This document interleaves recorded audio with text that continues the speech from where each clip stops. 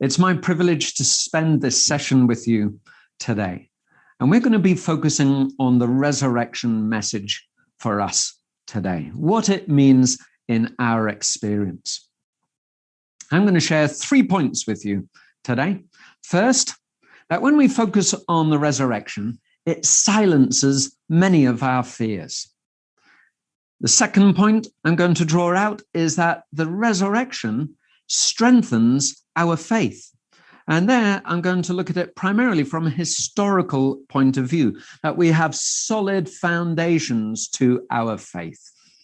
And then thirdly, we will move to our own experience and move towards the theology of the resurrection and show that it, in New Testament terms, shapes our whole experience as followers of our Lord Jesus Christ.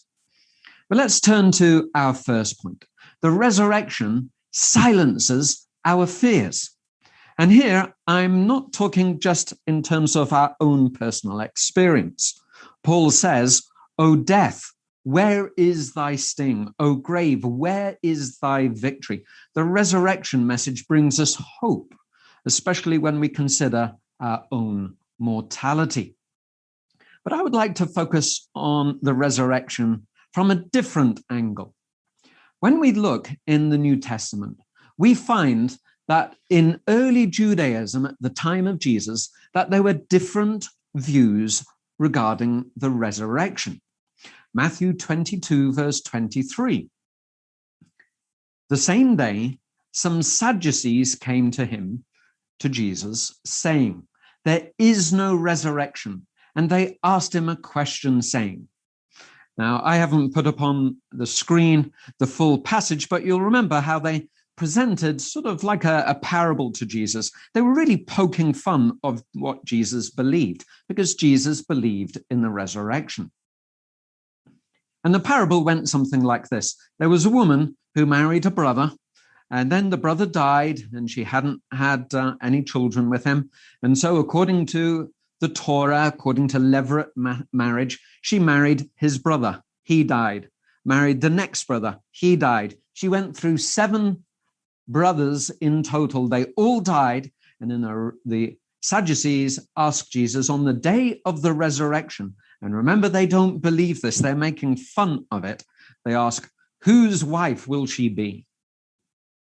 So the Sadducees, didn't believe in the resurrection. But there was another group in first century Judaism, the Pharisees, who did believe in the resurrection. Here we have 2 verses just to explain. Acts 23, Paul is on trial, and before those who are questioning him, we have this description of what happens. When Paul noticed that some were Sadducees and others were Pharisees, he called out to the council, "Brothers, I am a Pharisee, a son of the Pharisees.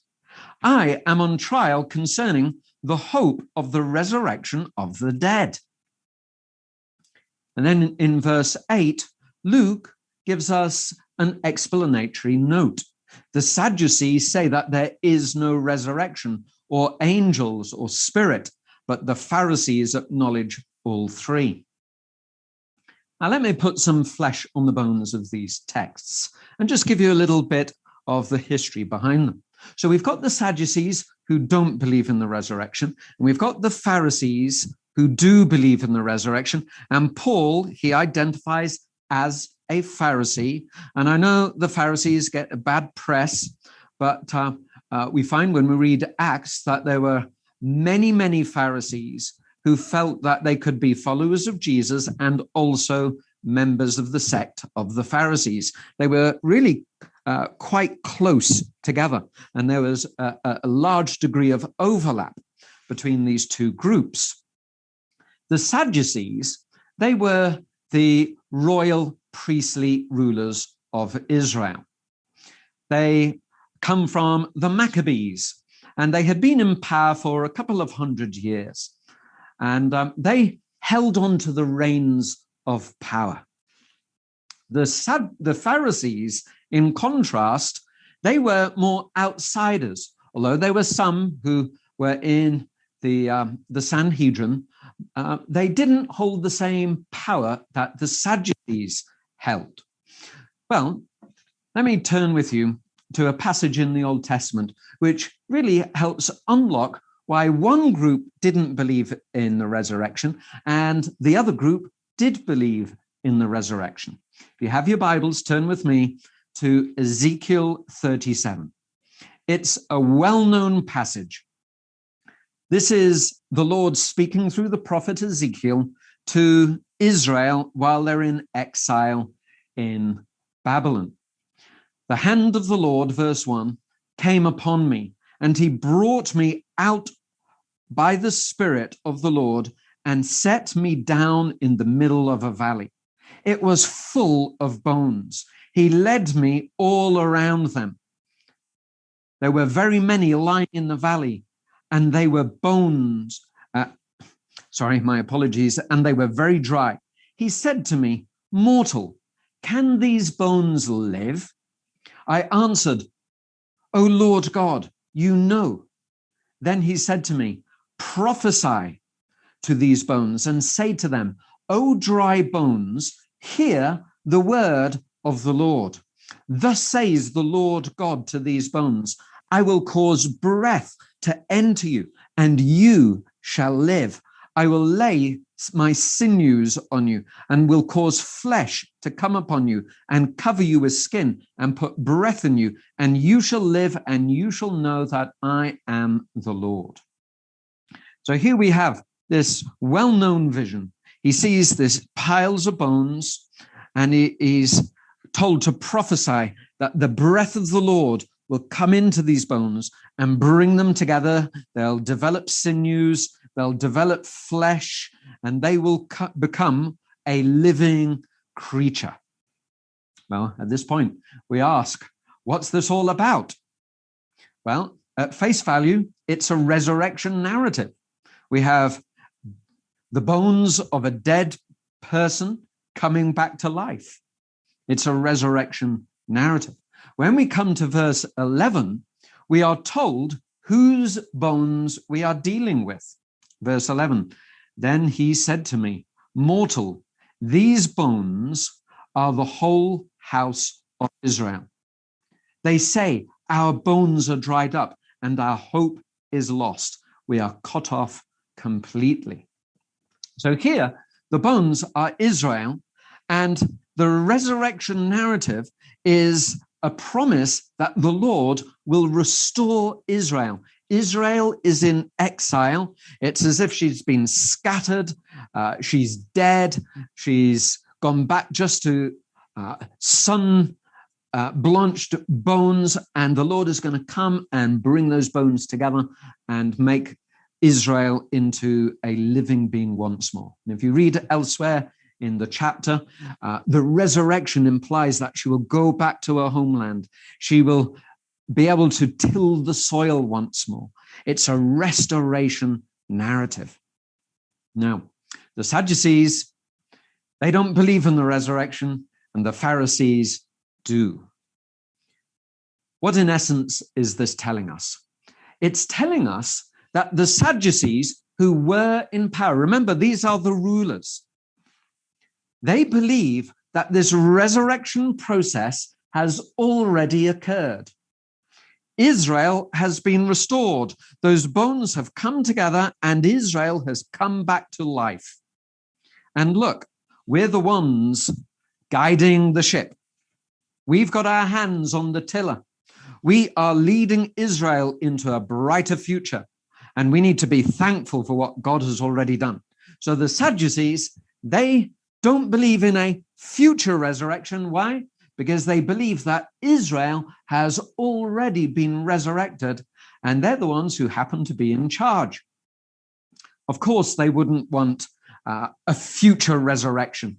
And really, we should read the word revolution there also with resurrection. Because if there was a resurrection of Israel in the future, the Sadducees may actually lose their grip on power. In contrast, the Pharisees look at Israel and they say, all we see is not this wonderful living creature. We see bones. We see Israel under the jackboot of the Romans. Israel has not been restored, and we are hoping in a future resurrection of Israel. So here, belief in the resurrection is less about, when I die, I don't need to, well, you're not going to worry, of course, when you die, but when death comes to me, I don't need to worry. Why? Because I will sleep and then I will be resurrected. It's less resurrection from a personal point of view, the resurrection of the individual.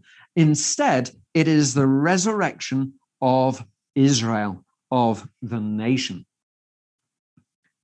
N.T. Wright, he's a leading New Testament scholar, maybe one of the foremost in the world at the moment.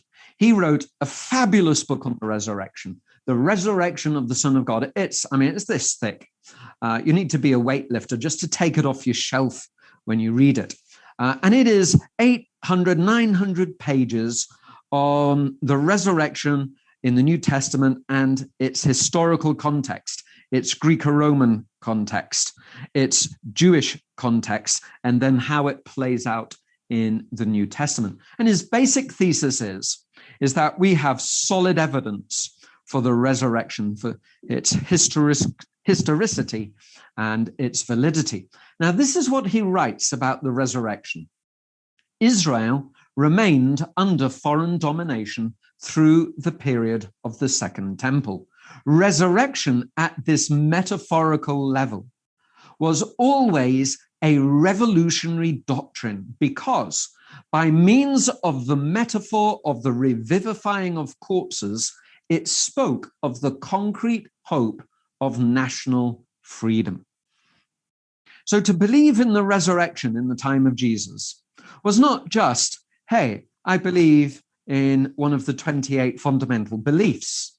To believe in the resurrection was really a political statement. It was a revolutionary idea to hold.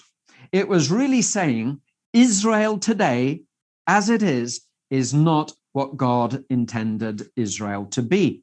And we have faith that God in the future will intervene and that he will transform Israel. So Jesus and his followers, they believed in the resurrection. Essentially, they were saying that Israel, as Israel stood in their day, was not as God intended. Now, what does that mean for us today? Well, here is the lesson I would draw from this. We live in politically very, very polarized times. We moved to the US from the UK 5 years ago. And within a couple of months, we had a new president in the US. And then just recently last year, we had another election, another president, and people are very polarized politically. Coming from the UK, we had Brexit. That was a big thing, and it split the nation. It's not just the UK and the US which are polarized. When we look around the world, there are many visions for our future. Do we go down the globalist route? Do we go down the nationalist route, the traditionalist route? We live in polarized days. And here is the good news of the resurrection from a political point of view. It's a revolutionary doctrine. It essentially says that the world as it is, whether we're dealing with the Conservative Party or the Labour Party, the Republicans or the Democrats, it's essentially saying, whatever your views, when we look at the world, if you believe in the resurrection, you're essentially saying these nations that we live in, and we could add many other nations. I'm sure we've got people watching from Brazil, from South Africa, from Australia, from India, from South Korea, from all around the world. We're essentially saying that our nation's future lies not in the hands of earthly princes and kings and potentates, but rather it rests in the revivifying breath of our Lord, who will come at the second coming and restore not just us as individuals who have died in the Lord, but who will restore nations to what they should be. And when we hold this belief, it means that we can skip with a certain joy in our step. We're not pulled down by the drag of the rise and fall of earthly kingdoms. The belief in the resurrection is a politically revolutionary belief to hold. Let me share another way in which the resurrection also calms our fears. One of the most famous stories in New Testament studies is that found in the Apocryphal book of 2nd Maccabees. Now, this isn't scripture, but this is good background literature. And in chapter 7 of 2nd Maccabees, we have a very well-known story, which I'm going to briefly recount to you. In 2nd Maccabees 7, we have the story of a mother and her 7 brothers, and they're arrested by the king, by Antiochus. It's a Jewish family. They're arrested by Antiochus, his soldiers. They are Seleucid Greeks, and they are trying to force this mother and her 7 sons to eat pork, to eat swine's flesh. And they respond, no, we would rather die than eat swine's flesh. And this makes the king really angry. Verse 3, the king fell into a rage. And I'm going to read this verse just so that you get a sense of the gore of what these 7 sons and their mother went through. So the king fell into a rage and gave orders to have pans and cauldrons heated. These were heated immediately, and he commanded that the tongue of their spokesman be cut out and that they scalp him and cut off his hands and feet, while the rest of the brothers, the mother, looked on. It gets even worse. When he was utterly helpless, the king ordered them to take him to the fire, still breathing, and to fry him in a pan. And that's what he does. And he cries out before he dies with a cry of hope. And then the king takes the 2nd son and says, look, are you going to eat pig's flesh? No?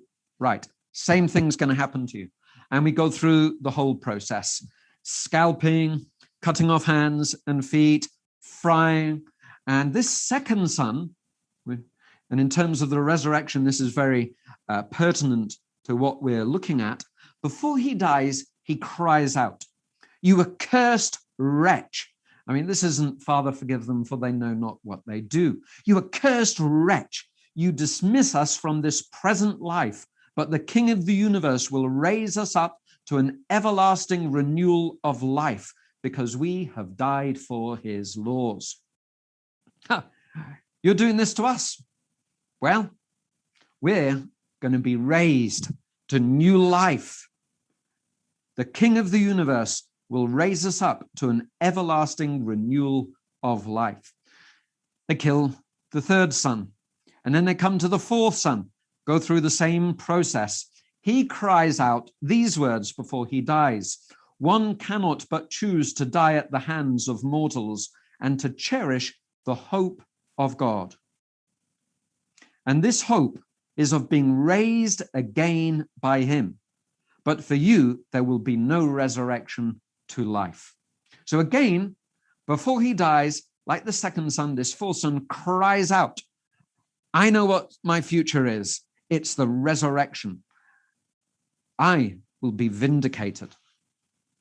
And so the rest of the sons are killed. When we get to the 7th son, he's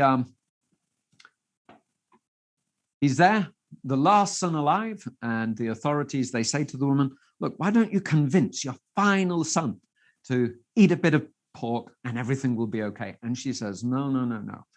Son, I bore you for 9 months, went through the travail of giving birth. Now don't disappoint me. Remain faithful unto death. Don't disappoint me. Don't embarrass me. And so he dies, and then they kill the mother. Now, what's interesting is to see the reaction of Antiochus. When he sees what's going on, we are told that he felt he was being treated with contempt. How is it that those who are being killed by the authorities can actually make the authorities feel as if they're being treated with contempt? And the reason is this, is that when you believe in the resurrection, it removes the fear, and I have to confess that if I went through this, I would be feeling a bit of fear. I have to confess that.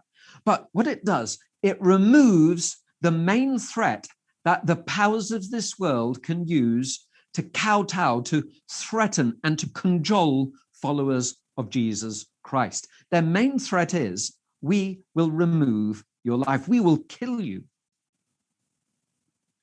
And as we've seen from this example, and that's these aren't Christians, these are Jews from before the time of Jesus. They held on to the resurrection as hope under political persecution. Jesus essentially says the same thing. In Matthew 11, verse 28, he tells us, do not fear those who kill the body, but cannot kill the soul. So the authorities, they have this ultimate power to take away our lives. This is what the crucifixion is. It's an example of imperial persecution. They're playing their ultimate card to cower those into submission who won't follow their agenda. And the resurrection gives us political courage to say, is that all you've got? Is that all you can throw at us? Do not fear, Jesus says, those who kill the body, but cannot kill the soul. Sister White, she recounts after the resurrection of Jesus that when the news of his resurrection went to the Jewish authorities, that they responded with utter fear. This is from Desire of Ages 781. The faces of the priests were as those of the dead. Caiaphas tried to speak, his lips moved, but they uttered no sound. We've reversed the roles. Those who should be living in fear are actually living in hope. And those who believe that they have their hands on the reins of power, they are actually acting like dead people. So the resurrection silences our fears. The second point I would share with you is that when we focus on the resurrection, it strengthens our faith. Let me turn to the Gospel of Matthew, chapter 28. This is after the resurrection of Jesus. He's been raised, and news gets back to the authorities. The soldiers take the news back, and the authorities, they're panicking. What do we do? If news gets out, we're going to be shown up. Jesus will be vindicated. And so they paid the soldiers to go and tell everybody that they were sleeping, and that while they were sleeping, the disciples came and stole his body. And then in verse 15, we have this note. So they took the money, Matthew 28, verse 15. So they took the money and did as they were directed. And this story is still told among the Jews to this day. So what do we have here? We have the evangelist Matthew. From the point of view when he's writing the gospel, he's saying, when I'm writing the gospel, looking back at these past events, when I'm looking back from this point of view, from the time when he's writing, he's aware of the rumors that were circulating regarding the resurrection of Jesus, the propaganda that was out there in order to neutralize the news, the good news that Jesus is risen, of the slanders that are out there in relation to the resurrection. And so it seems quite logical that if he's aware of these rumors and the official propaganda, that he tells his story in light of what people are saying about the resurrection. Some have said, and maybe Matthew and the other evangelists write their account with an eye on addressing these objections. Some have said that Jesus didn't really die. Well, what does Matthew tell us? He says that Joseph of Arimathea, after the death of Jesus on the cross, went to the Roman authorities and asked for the body. The Romans, when they crucified someone, they made sure that the person was dead. And Matthew tells us that the Romans had his body. It's simply illogical. It's historically unimaginable to believe that the Roman authorities would have handed over a semi-conscious body to Joseph of Arimathea. Some have objected that the disciples stole the body. Well, what does Matthew tell us? He tells us that when Jesus was arrested, and then when he went through his trial, and then when he was crucified, that most of his disciples fled. They were in a state of terror. They weren't in any mind to be able to go and steal his body. And why would you? What would you do with the body? What purpose would it serve? There's no historically plausible explanation for that objection. And then we have another objection. The women went to the wrong tomb. There were lots of tombs outside the walls of Jerusalem. Maybe they just made a mistake. What does Matthew tell us? He tells us that Friday they went to the tomb of Joseph of Arimathea. It was a new tomb. It was unused. And that would have marked it out as distinctive. And so when they go Sunday morning back to the same tomb, we can assume that they were aware exactly where it was and that they didn't make a mistake. So maybe the evangelists, as they tell their accounts of the death and resurrection of Jesus, told it with an eye on addressing some of the rumors that were out there. Let me share with you another very convincing reason for myself as to why we can trust in the resurrection of Jesus. And it relates to historical precedents. I would like to share with you just one or two accounts from Josephus. I teach here at the seminary, of course, Judaism in the New Testament, and I take my students through these stories just so that they can put the accounts of the Gospels within a wider historical context. Josephus, who's writing towards the end of the 1st century AD, he's a Jew. He saw the events in relation to the destruction of Jerusalem in AD 70. He was both a Sadducee and a Pharisee. He swapped groups. So he had a huge amount of experience and knowledge of 1st century Judaism. He tells us of a number of movements, messianic movements, which have their parallels to what we read in the Gospels. The first account I would share is from Antiquities 17, and it's about Simon. He was a slave of Herod the king. He was a comely person, tall, robust, and with his strength, it's not going to come as a surprise to you, but I'm not going to do this myself, even though you may think I have the physical prowess to do this. But because of his strength, he asserted himself as king. He put a diadem on his head, a crown, and he gathered a group of followers and he led them on a charge around Israel, destroying royal buildings. He burnt down the royal palace at Jericho. Well, the Romans intervened, and Gratus sent along his soldiers. They captured Simon and they cut off his head. And that's the end of his movement. Another example, the shepherd Androgenes, another tall guy. What is it with these tall guys, eh? This tall guy, he was very bold. He set himself up as king. He had a group of followers, warriors. He had 4 brothers who were also very tall. Yes, as I read these, I realize I need to be far more questioning about my tall friends. But his brothers also had followers, and so the 5 of them led an insurrection in Israel. And Androgenes, he set himself up as king. Well, as a result, the Romans intervened and they killed him and his followers. Finally, we've got Theudas, Antiquities 20. He was a prophet, or he called himself a prophet. And he gathered a large following and he told them, come, let's leave Jerusalem and let's go to the River Jordan.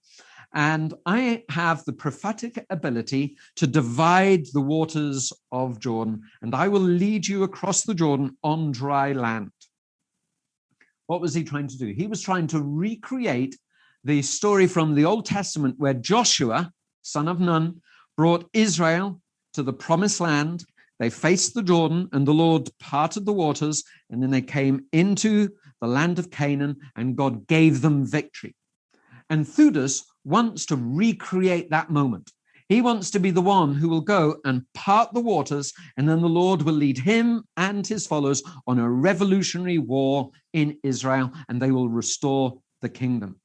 Well, the Romans, they intervene. Thaddeus, the procurator of Judea, with his soldiers, they capture Theudas and they cut off his head. And so here we see three examples, two messianic, one prophetic, of individuals roughly contemporary to Jesus, maybe a few years before or after, and they set themselves up as kings of Israel. We are going to revolutionize Israel and restore Israel. And what happens is that they all end up killed. And that's the end of the story. Today, we don't have churches to Simon or to Anthrogenes or to Theudas. There are no followers. And this is the precedent of history. When someone set themselves up as a messianic pretender, they would gather followers, they would go on their revolutionary war path, but then they would be killed, and that would be the end of the story. And so we come to the Gospels and to Acts, and we have a different narrative. Jesus goes around proclaiming the kingship of the kingdom of God. He is crucified as the King of Israel. He talks about the kingdom of God. He is the King, the Son of God, the Son of Man, the Messiah. These are all kingly titles. He adopts the garb, the titles of kingship. He's killed. But incredibly, in contrast to these examples I've just shared, we have followers of Jesus today. And we need to explain that. History tells us that when the Romans killed Jesus, that should have been the end of the story, but it wasn't. Instead, we have followers of Jesus today. And that is the historical conundrum that we need to explain. No other followers of a failed Messiah imagined that their killed Messiah figure had come back to life. Nobody posited that. When we turn to Acts, what we find is that it's not the death of Jesus that starts Christianity, but it's the resurrection. Acts 4, 1-2. While Peter and John were speaking to the people, the priests, the captains of the temple, and the Sadducees came to them, much annoyed because they were teaching the people and proclaiming that in Jesus there is the resurrection of the dead. If you look through the first chapters of Acts, they're not going around saying, hey, good news, Jesus died for the forgiveness of your sins. Instead, they're going around proclaiming Jesus is risen. And I'm sure they worked in a few hallelujahs there. Jesus is alive. This is the message that kick-started Christianity. So I would suggest to you, from historical point of view, that the resurrection has a sure historical foundation to it. And this is very important. And I ministered back in the UK for many years. I taught at Newbold.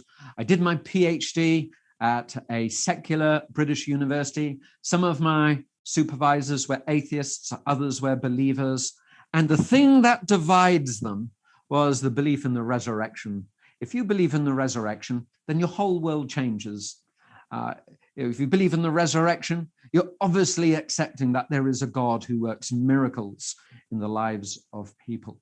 If you don't, then the rest of this document that we call Scripture really has of no value beyond simply being an old document of historical interest. And what I found is that the resurrection is the key divider. Now, it marks you out either as a believer or as an unbeliever. And when you believe, what I would suggest it does, it starts to transform your theology. And now I would like to move on to my third point. The resurrection silences our fears. We no longer fear the nations, the rise and fall, the turmoil of the nations. We no longer fear their ultimate sanction, persecution. It strengthens our faith. There is good historical evidence for believing in the resurrection of Jesus Christ, our Lord and Savior. Finally, the resurrection shapes our experience. It shapes, in particular, our view and understanding of who God is. In the Old Testament, God likes to be known according to certain of his actions. I am the one who created the heavens and the earth. He's our creator. I am the one, and this is a refrain which is repeated again and again in the Old Testament. I am the Lord, your God, who brought you out of the land of slavery, out of the land of Egypt. And that definition of God, he takes upon his own lips and he repeats again and again and again. We find a shift when we come to the prophets, when we come to Jeremiah. The Lord, he says, I used to be known by my name as the one who brought you out of the land of Egypt, but now I'm going to do something wonderful. I want to be known as the one who brought you out of the land of the north, out of Babylon. So God is coming along and he's updating his name according to his actions in history. And when we come to the New Testament, we find that we get a new definition of God. Galatians 1, verse 1, Paul, an apostle, sent neither by human commission nor by human authorities, but through Jesus Christ and God the Father, who raised him from the dead. And we could read many verses in the New Testament. Romans 4:24, 8:11, Galatians 1:1, we've just read, Ephesians 1:20, Colossians 2:12, and I could give you a list of verses the length of my arm, where we've got God defined not so much as the one who brought you out of the land of Egypt, but as the one who raised Jesus from the dead. This is the new definition of God in the New Testament. So we have a new experience of God, a new definition. He said, this is what I've done, and this is how I want to be known, the God of the resurrection. Now, when we read our New Testament, and I'm going to give you very briefly an overview of what we find. We don't have time to go in depth, but we find that some verses read the death of Jesus in a certain way, and other verses read the resurrection in a certain way. And we get variety. Variety is the norm. When we read the early chapters of Acts, we find that the death of Jesus is actually portrayed as a mistake.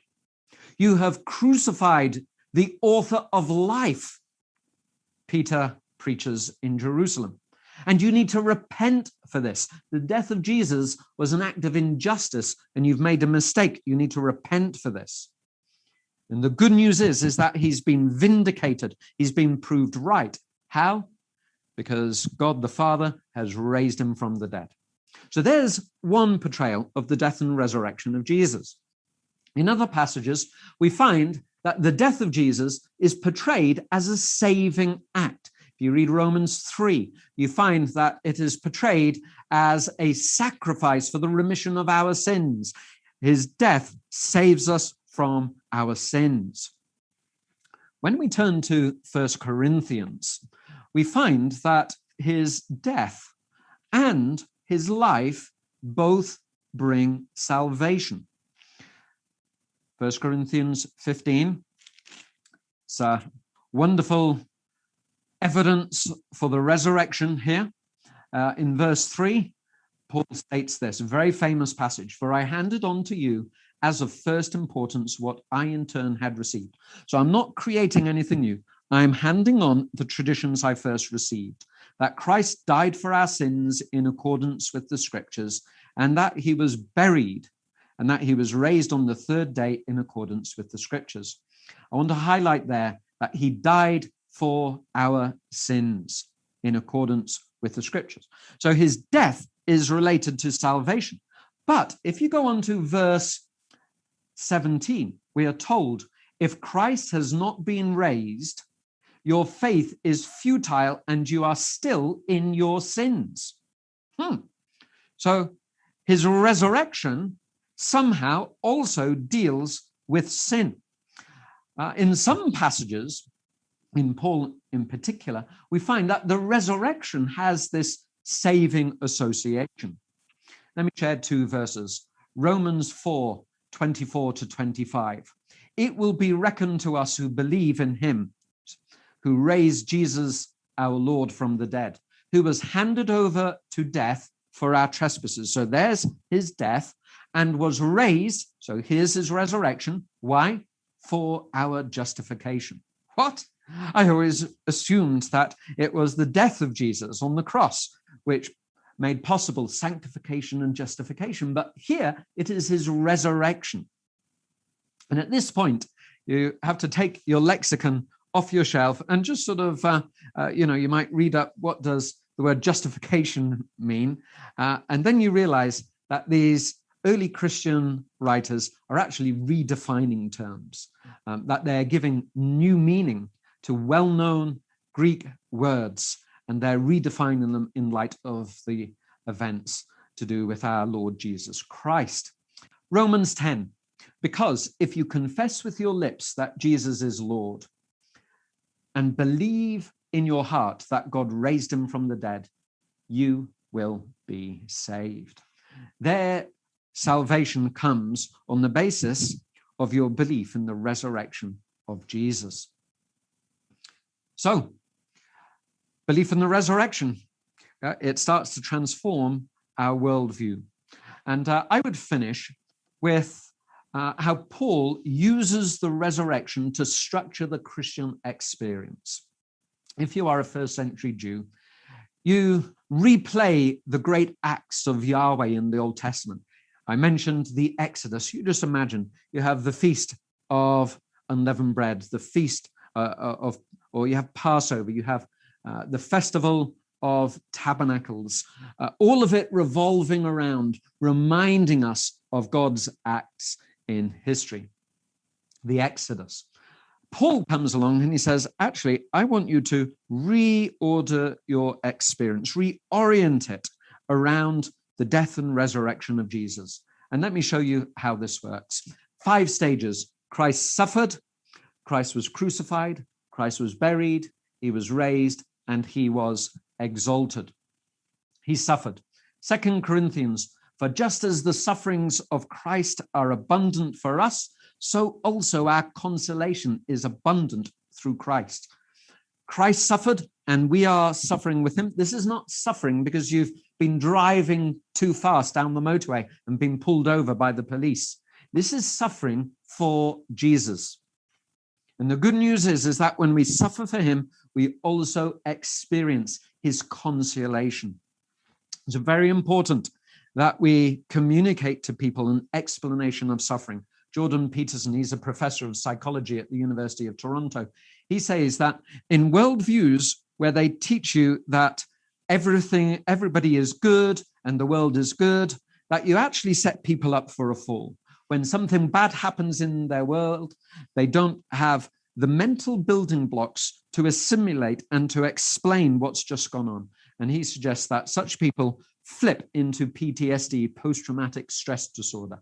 And so it's very important that as Christians, we explain how it is that when you follow Jesus, you can actually end up suffering more than if you didn't follow him.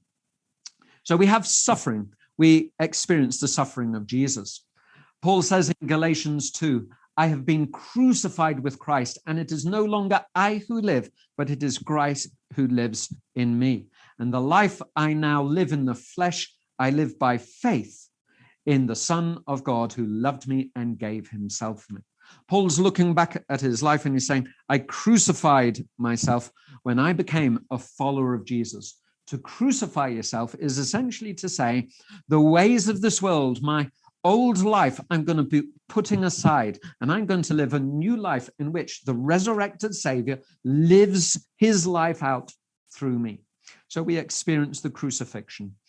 And daily, how that works is that we have to, in Paul's words in Ephesians, we have to put aside, no longer live as the Gentiles live, he says in Ephesians 4. We have to put aside that, take off the clothes of our old way of life, our old culture.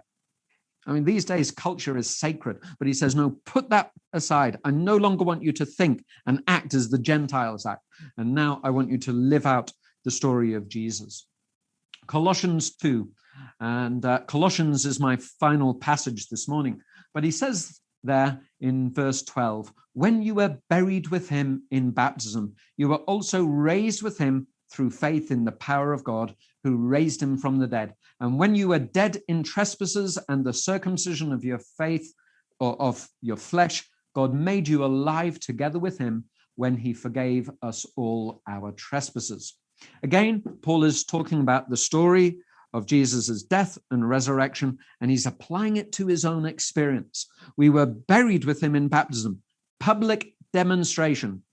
I am going to live my life according to the narrative of Jesus' death and resurrection. That's what baptism is. It's public. I go under the water, I die with Christ, I rise a new creature. And this resurrection phase of our experience is when we understand that we have had our sins forgiven. Whoa, so I'm putting away my old self, but I'm also rejoicing in the forgiveness of God. In Ephesians 2, Paul says that we were dead in our sins, but by the great mercies, the grace of God, he has raised us through forgiveness. So I live out the resurrection daily when I remind myself that I have been forgiven. But the transformation goes even further.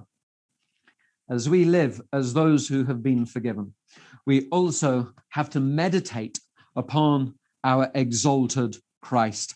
Chapter 3, if you have been raised with Christ, seek the things that are above, where Christ is, seated at the right hand of God. Set your minds on things that are above, not on things that are on earth.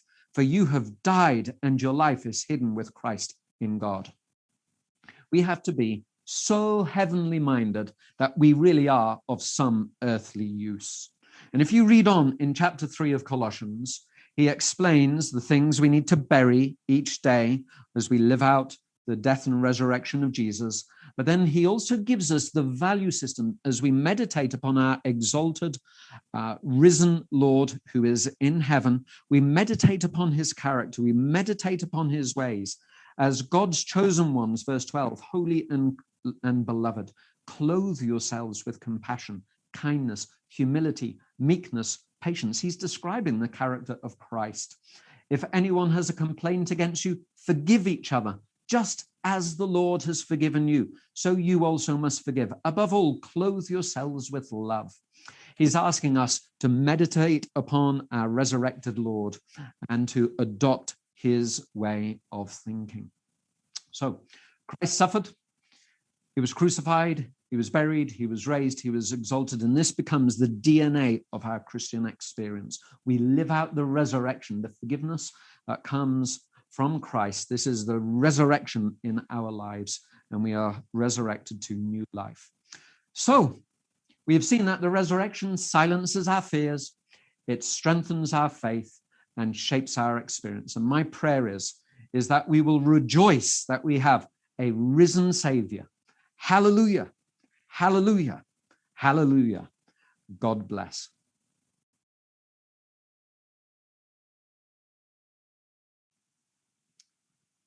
Okay, thank you everyone for your questions and for sharing this time together. There's one question which one of our audience sent, and it was asking, did early Christians believe that they would die? It's a very good question, and here is the best answer I can share with you.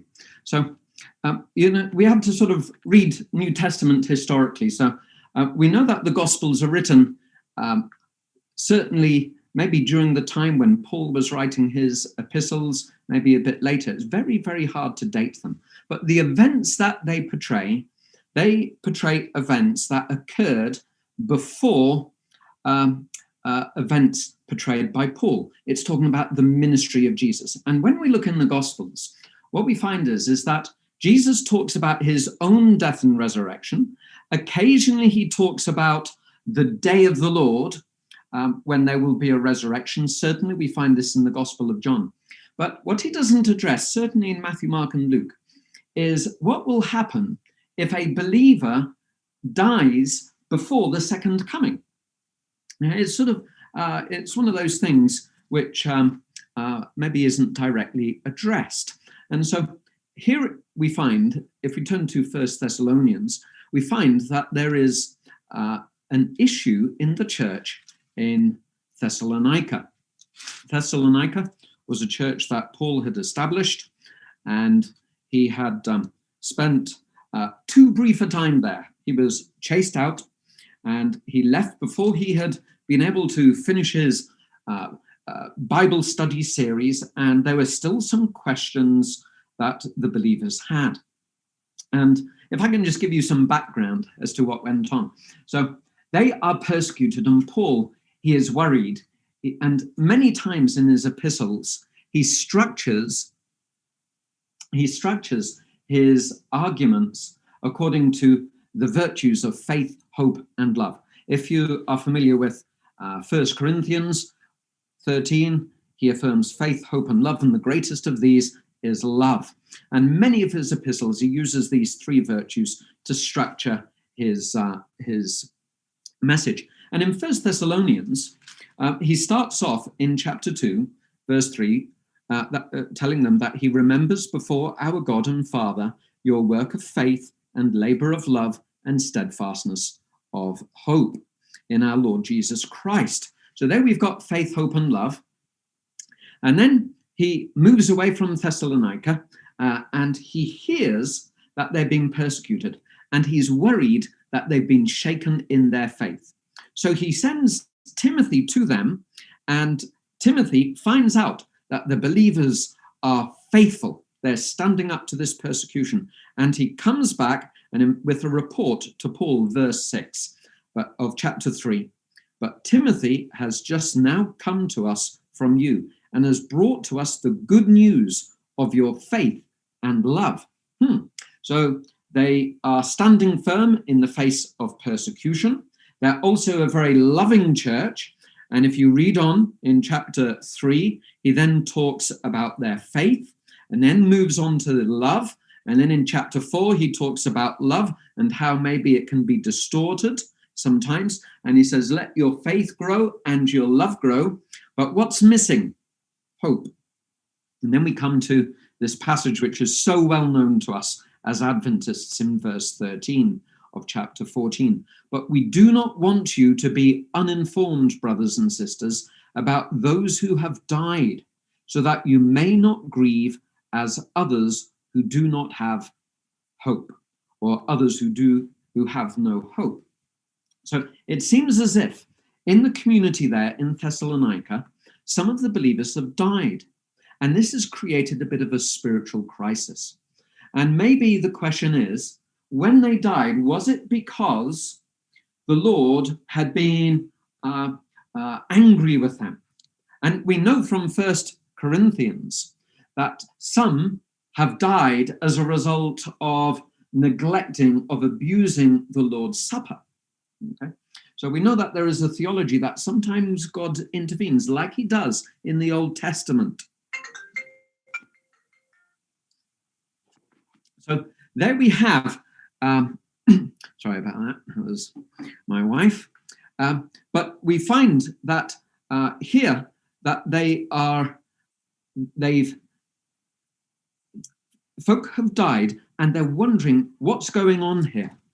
And so Paul, he addresses this and this lack of hope. Maybe the people have died because they believe that they've been subject to divine judgment. Did Jesus explain what would happen before if you die before the Lord returns, it's hard to find that directly addressed in the Gospels.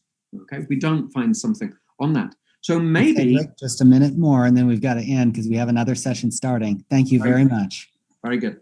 So what Paul does, he shares a word of the Lord, and the Lord reveals to them, this is what's going to happen when the Lord returns. Those who've died will be resurrected.